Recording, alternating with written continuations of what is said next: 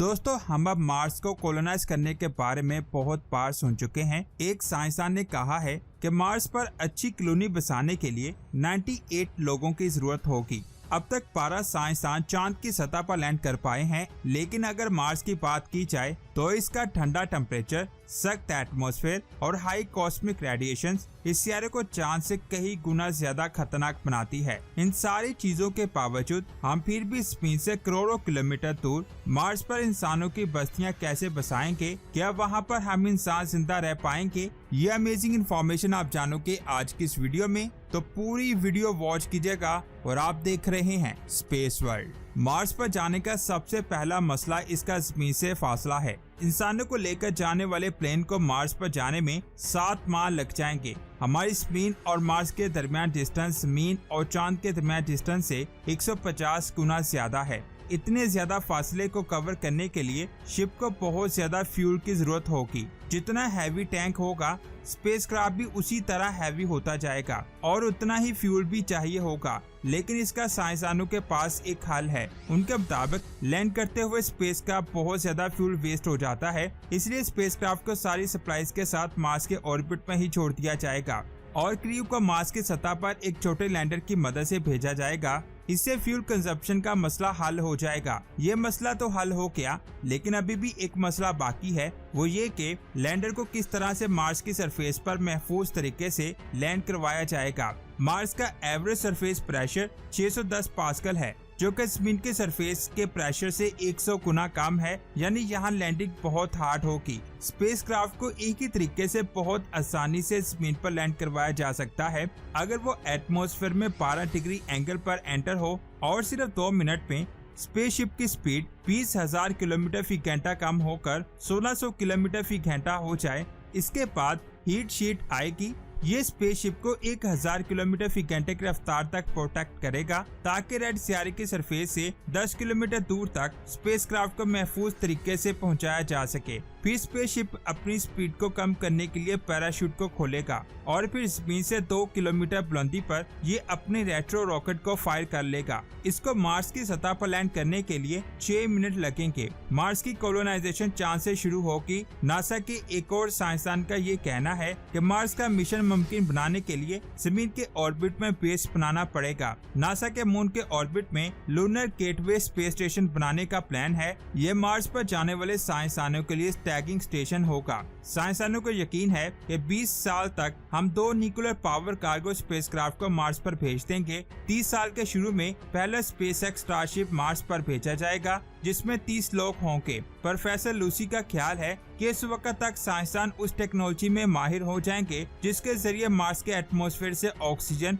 पानी और मीथेन को बनाया जा सकेगा, क्योंकि इसके बगैर कॉलोनाइजेशन नामुमकिन है। जमीन से इतनी ऑक्सीजन, पानी और फ्यूल साथ लेकर जाना मुमकिन नहीं होगा जिसमें क्रू मेंबर सरवाइव कर सकेंगे। इसीलिए इन सब चीजों को मार्स पर ही बनाना पड़ेगा। इसके बाद एक और मसला मार्स पर बेस बनाने का है। साइंसदान इसको 3D प्रिंटिंग पर काउंट करके देखते हैं। उनका प्लान है कि मार्स रेगुलिथ को रॉ मटेरियल के तौर पर इस्तेमाल किया जाएगा। इसके बदले में जो मटेरियल इस्तेमाल हो सकता है वो आइस है। नासा के साइंसदानों की एक टीम ने आइस हाउस डेवलप किया है। इसमें एक इन्फ्लेटेबल डोम और डिकम्प्रेशन चैम्बर बनाया गया। डोम लोकली हार्वेस्टेड वाटर से बनाया गया है। ये पानी बाद में फ्रीज होगा, क्योंकि मार्स का एवरेज टेम्परेचर -60 डिग्री सेल्सियस है। ये आइस वॉल साइंसदानों को कॉस्मिक और सोलर रेडिएशन से बचाएगी। इस बिल्डिंग को स्टोरेज टैंक के तौर पर भी यूज किया जाएगा, यहाँ तक कि ये एक हैबिटेबल मॉडल भी होगा।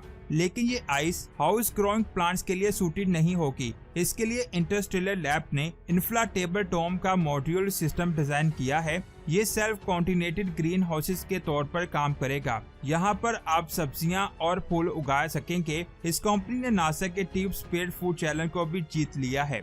ये इस साल इन ग्रीन हाउसेस गैसेस को लो अर्थ ऑर्बिट में बनाने वाले हैं। जब मार्स पर ग्रीन हाउस गैसेस और हैबिटेट मॉडल्स बन जाएंगे तो फिर वहाँ पर स्टेलर्स के नए ग्रुप को भेजा जाएगा, जिसमें साइंसदान, माइनर्स और वर्कर्स होंगे। कॉलोनाइजेशन की अगली स्टेज बहुत ज्यादा चैलेंजिंग होगी। जमीन पर माइनर्स खुदाई करके यहाँ से कोल, ORE, गोल्ड वगैरह निकालते हैं, लेकिन मार्स पर प्राइमरी रिसोर्सेज आइस होगी। इस सियारे पर फ्रेश वाटर नहीं होगा। स्टेलर्स को पानी खुद ही बनाना होगा। उनको रेगुलर की लार्ज स्केल माइनिंग भी शुरू करनी होगी जो नए हैबिटेबल मॉडल्स के लिए यूज की जाएगी। लेकिन अभी भी ये काफी नहीं होगा। अगर हम जमीन के ज़खायर के बगैर इन सारी चीजों को करना चाहें तो ये काफी नहीं होगा। नासा के साइंसदान का ख्याल है कि मार्स में आयरन, टंगस्टन, यूरेनियम, गोल्ड और कॉपर जैसी धातें मौजूद हैं। यहाँ पर हमें बहुत ज्यादा एडवांस रोबोट्स की जरूरत होगी जो इन धातों को मार्स की सरफेस से निकाल सकें। और यहाँ पर एक मसला ये भी आता है, साइंसदानों को यकीन है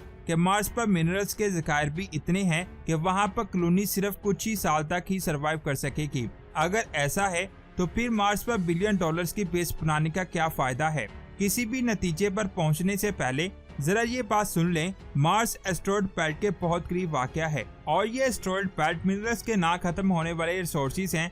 नासा का इंस्टीट्यूट फॉर एडवांस कंसेप्ट भी बहुत से एस्टेरॉयड को स्टडी कर रहा है ताकि उनमें से बहुत से सस्टेनेबल रिसोर्सेज को निकाला जा सके। मुख्तलिफ कंपनीज जैसे कि ट्रांसएट्रा कॉर्पोरेशन कैसे एस्टेरॉयड की माइनिंग मिशन को प्लान कर रही है। इसकी वजह से मार्स पर बेस बनाने का टास्क बहुत आसान हो जाएगा। अगर मार्स पर सिर्फ माइनर्स और वर्कर्स को ही भेजा जाए तो वहाँ पर स्पेस कम हो जाएगी। आपको क्या लगता है कि मार्स पर कॉलोनी बनाने में इंसान को कौन से सबसे बड़े चैलेंज का सामना करना पड़ेगा? मार्स का लो टेम्परेचर जो -125 डिग्री सेंटीग्रेड है और यहाँ की ग्रेविटी जमीन की ग्रेविटी से 3 गुना कमजोर है और यहाँ की फिजा भी सांस लेने के काबिल नहीं है। इसके अलावा यहाँ पर सबसे बड़ा मसला कॉस्मिक रेस का है। मार्स पर ग्लोबल मैग्नेटिक फील्ड भी नहीं है जो इंसानों को रेडिएशन से बचा सके। मार्स की सरफेस का average radiation level 24 rads per year है। जमीन पर यह फिगर 140 गुना कम है, यानी जमीन पर यह फिगर 0.6 रेड्स पर ईयर है और रेडिएशन का ये लेवल स्टेलर के लिए बहुत बड़ा चैलेंज होगा। इससे बचने के लिए अंडरग्राउंड मॉड्यूल्स बनाने पड़ेंगे या फिर जॉइंट डेमोस को अंदर बेस बनाना पड़ेगा। तो फिर साइंसदानों को इन कॉस्मिक रेडिएशन से कैसे बचाया जा सके?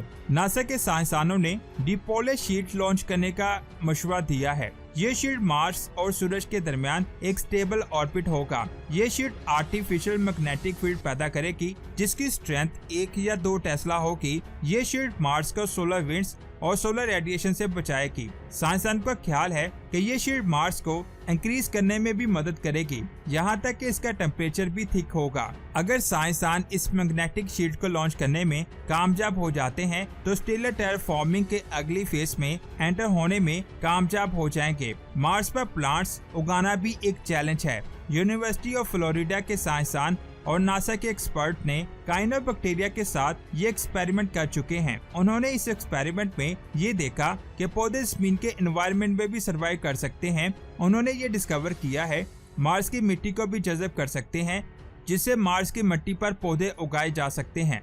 इसके बाद मार्स पर एक और टीम को भेजा जाएगा जिसके पास फार्मिंग का एक्सपीरियंस होगा। मार्स पर लाइफ उससे कई गुना ज्यादा बेहतर होगी जितना हम अभी सोच रहे हैं।